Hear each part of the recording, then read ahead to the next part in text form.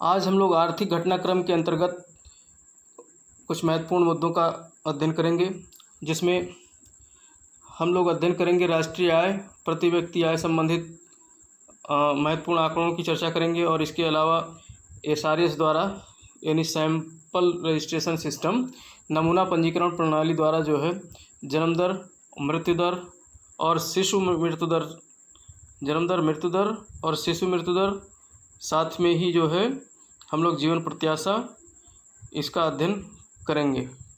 और इसके अलावा राज्यों में हम लोग देखेंगे किस किस राज्यों से होकर के हमारे कर्क रेखा गुजरती है, और साथ में ही IST का भी अध्ययन यहाँ पर करेंगे।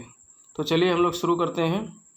आर्थिक घटनाक्रम का जो ये घटनासार का सार संक्षेपण है, तो यहाँ से हम लोग सबसे पहले देखते हैं केंद्रीय सांख्यिकी कार्यालय CSO द्वारा 29 मई 2020 को 2019-20 के लिए GDP, राष्ट्रीय आय और प्रति व्यक्ति आय संबंधित अनंतिम अनुमान जो है प्रस्तुत किया गया है। अनंतिम अनुमान प्रोविजनल एस्टिमेट आया है। अभी ये फाइनल डेटा नहीं है, बल्कि ये क्या है, प्रोविजनल आंकड़ा है। तो ये सन 2019-20 के लिए है।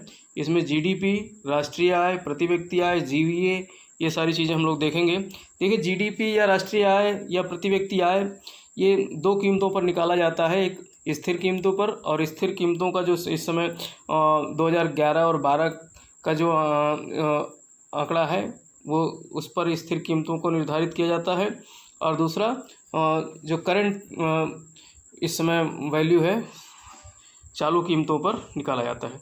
तो देखिए यहाँ पर हम लोग देखेंगे स्थिर कीमतों पर 2018-19 में जो वास्तविक प्राप्ति हुई है वो, और 2019-20 में जो आकलित है उसका हम लोग अध्ययन करेंगे। पहले हम देखेंगे स्थिर कीमतों पर 2011-12 के स्थिर कीमतों पर। तो GDP देखिए 2018-19 में जो वास्तविक प्राप्ति हुई वो 6.1% है। ये आंकड़ा याद रखना। GDP की ग्रोथ जो 2018-19 में 6.1% हुई है, और 2019-20 में जो CSO द्वारा आकलन किया गया है वो 4.2% है। ठीक है, GDP की ग्रोथ। और राष्ट्रीय आय की बात करें तो 122.20 लाख जो है 2018-19 में था स्थिर कीमतों पर, और जो इस बार 2019-20 में आकलित है वो 127.33 लाख करोड़ है। ठीक है, और अगर इसमें वृद्धि की बात करें 122 से 127 के आसपास लगभग जो वृद्धि हुई है इसमें, तो 4.2% की वृद्धि अनुमानित है। प्रति व्यक्ति आय की बात करें तो 2018-19 में 92,085 रुपये थे प्रति व्यक्ति आय, और 2019-20 में आकलित किया गया है 94,954 रुपये। ठीक है, और इसमें वृद्धि है 3.1% अनुमानित वृद्धि। अब देखिए GVA, ये भी महत्वपूर्ण आंकड़ा है। GDP के अलावा अब एक नया आकलन शुरू हुआ है, GVA एट बेसिक प्राइस, सकल मूल वर्धन इसको बोलते हैं, सकल मूल्य वर्धन, ग्रॉस वैल्यू एडेड। तो ये 2019-20 में जो वास्तविक प्राप्ति हुई थी स्थिर कीमतों पर 6% था। यहाँ पर GDP 6.1% था, कन्फ्यूजन नहीं होता है, और GVA कितना 6% है, और जो 2019-20 के लिए जो आकलन किया गया है 3.9% है। ठीक है, और जो GDP का आकलन किया गया है 4.2%। तो ये याद रखना। और इसके अलावा जो कृषि क्षेत्र में GVA, देखिए GVA अलग अलग निकाला जाता है। कृषि क्षेत्र में GVA, विनिर्माण क्षेत्र में, सेवा क्षेत्र में। तो कृषि क्षेत्र में 2018-19 में 2.4% GVA प्राप्त हुआ था, और जो 2019-20 में आकलित है 4% है। और विनिर्माण क्षेत्र की अगर बात करें तो GVA 5.7% की प्राप्ति हुई थी, और जो 2019-20 में जो आकलन है वो बहुत कम है, 0.03%। कारण क्या है कि इस समय विनिर्माण का क्षेत्र बहुत प्रभावित रहा है कोरोना की वजह से, इसलिए ये बहुत स्लो डाउन हो रहा है।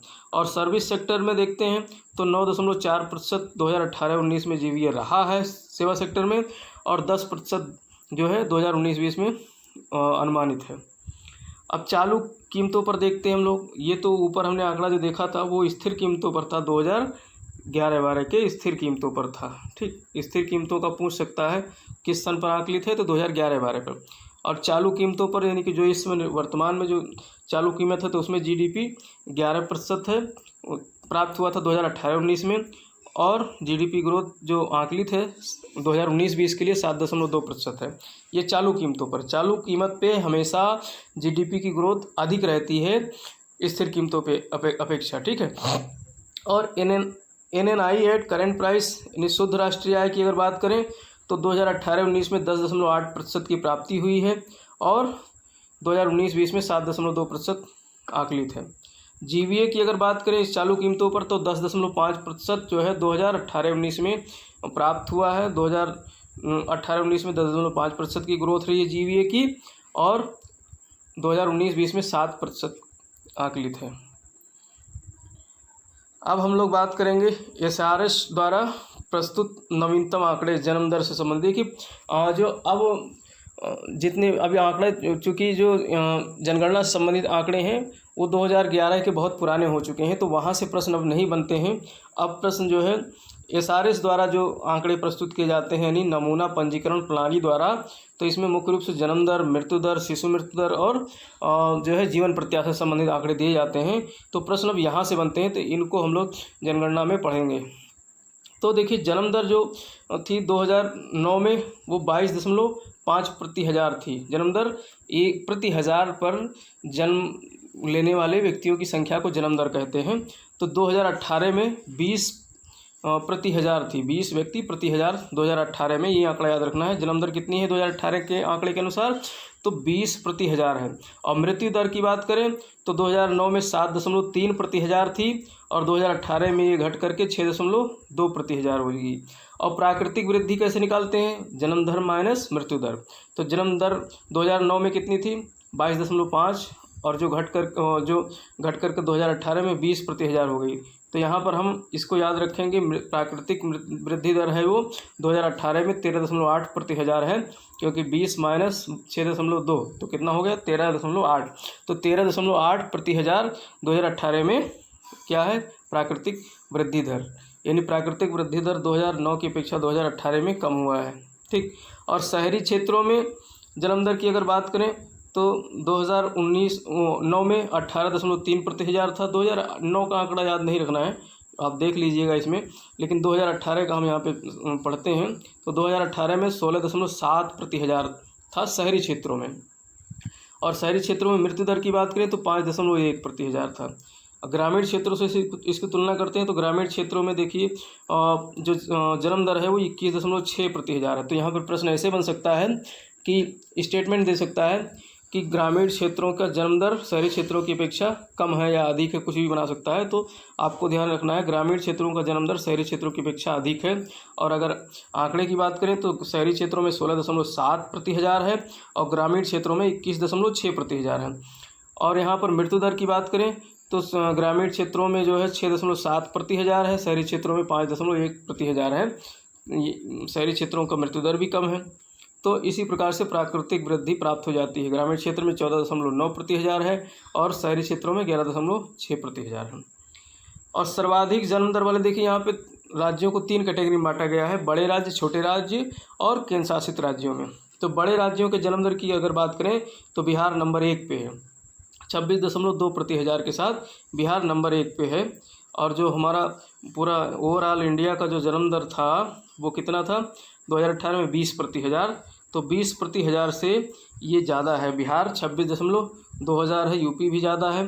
तो यूपी का 25.6 प्रति हज़ार है। तो ये ध्यान रखना है। दूसरे नंबर पे उत्तर प्रदेश का बड़े राज्यों में जन्म दर में आता है। पहले नंबर पे बिहार है, दूसरे नंबर पे मध्य प्रदेश, दूसरे नंबर पे उत्तर प्रदेश है, तीसरे नंबर पे MP है, चौथे नंबर पे राजस्थान है, पाँचवें नंबर पे झारखंड है। ये आंकड़ा आप ध्यान रख लें। लेकिन हमें यूपी स्पेशल अगर तैयारी कर रहे हो तो यूपी का ध्यान रखना है। उत्तर प्रदेश का जन्म दर जो है कितना है 25.6 प्रति हज़ार। और न्यूनतम जन्म दर की बात करें बड़े राज्यों में तो केरल सबसे कम है, जिसका जन्म दर 13.9%। केरल के बाद तमिलनाडु है, दिल्ली है, पंजाब है, पश्चिम बंगाल है। अब देखिए ग्रामीण क्षेत्रों में सर्वोच्च जन्म दर जो है कहाँ है, बिहार में है। ग्रामीण क्षेत्रों में सर्वोच्च जन्म दर बिहार में है और बड़े राज्यों में बिहार में है। और यूपी और MP यानी ग्रामीण क्षेत्रों का जो सर्वोच्च जन्म दर है वही बड़े राज्यों का है, बिहार, यूपी, MP। छोटे राज्यों की अगर बात करें तो छोटे राज्यों में जन्म दर सबसे ज़्यादा है मेघालय में 22.1 प्रति हज़ार, फिर अरुणाचल प्रदेश है, फिर सिक्किम है। और छोटे राज्यों में न्यूनतम जन्म दर की अगर बात करें तो गोवा 12.4 प्रति हज़ार है, नागालैंड 12.9 प्रति हज़ार है और त्रिपुरा 13 प्रति हज़ार है। तो छोटे राज्यों में सबसे कम जन्म दर कहाँ है, गोवा में है और बड़े राज्यों में सबसे कम जन्म दर कहाँ है? केरल में है। ठीक। और शहरी क्षेत्रों में सर्वोच्च जन्म दर कहाँ है? तो उत्तर प्रदेश में। शहरी बिहार और राजस्थान तीसरे नंबर पे शहरी क्षेत्रों में। और हमने ग्रामीण क्षेत्रों में सर्वोच्च जन्म दर देखा था बिहार में था, और शहरी क्षेत्रों में सर्वोच्च जन्म दर यहाँ बदल गया है, आंकड़ा उत्तर प्रदेश हो गया। तो हमें ध्यान रखना है शहरी क्षेत्रों में उत्तर प्रदेश है और ग्रामीण क्षेत्रों में बिहार है। और यूटीज की अगर बात करें तो दादर नगर हवेली में सबसे अधिक जन्म दर है 22.9 प्रति हज़ार, और न्यूनतम जन्म दर की बात करें तो अंडमान निकोबार में 11.2 न्यूनतम।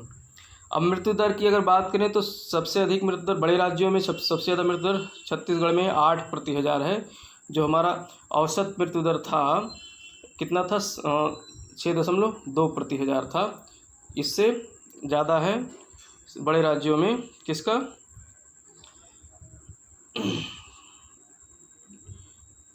छत्तीसगढ़ का 8 प्रति हज़ार है। 6.2 जो औसत है पूरे देश का, उससे छत्तीसगढ़ का 8 प्रति हज़ार ज़्यादा है। फिर उड़ीसा 7.3, केरल 6.9 है, और मध्य प्रदेश आंध्र प्रदेश बराबर है। यहाँ पर यह आंकड़ा हमको याद रखना है। उत्तर प्रदेश का जन्म दर वो मृत्यु दर किस राज्य के बराबर है? तो पंजाब के बराबर है। ये हमको ध्यान रखना है।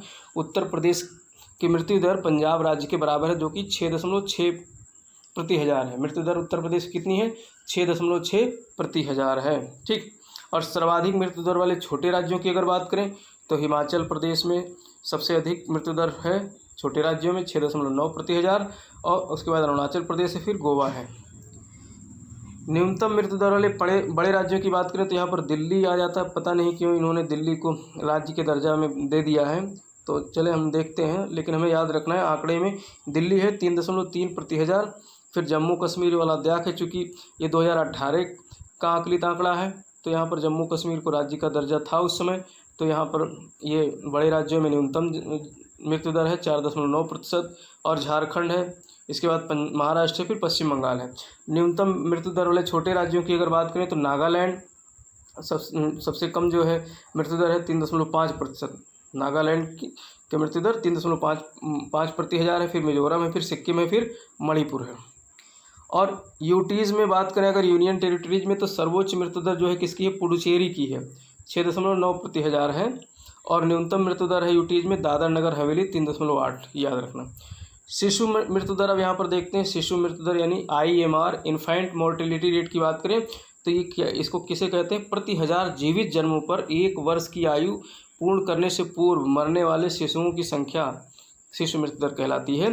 तो 2009 में ये 50 प्रति हज़ार था, और 2018 में ये है 32 प्रति हज़ार। तो 2018 वाला याद रखना हमको। शिशु मृत्यु दर 2018 में कितना है? 32 प्रति हज़ार है।